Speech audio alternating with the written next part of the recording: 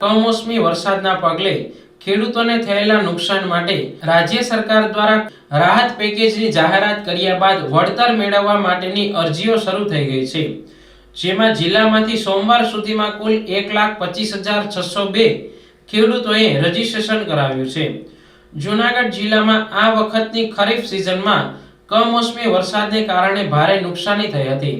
જેને લઈને સરકાર દ્વારા રાહત પેકેજ જાહેર કર્યું છે અને સરકારે ખેડૂતો પાસેથી વળતર મેળવવા માટેની અરજીઓ મંગાવી છે, જેના ફોર્મ પણ ખેડૂતોએ ભરવાનું શરૂ કર્યું છે। ગઈકાલ સુધીમાં જિલ્લામાંથી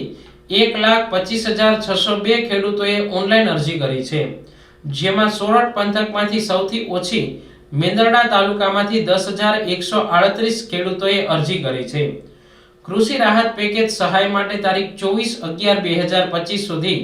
ભેસાણમાંથી 12,930, જૂનાગઢ ગ્રામ્યમાંથી 12,280, જૂનાગઢ શહેરમાંથી 353, કેશોદમાંથી 16,301,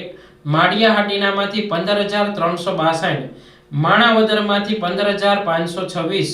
માંગરોળમાંથી 12,012, મેંદરડામાંથી 10,113, વંથલીમાંથી 10,138 અને વિસાવદરમાંથી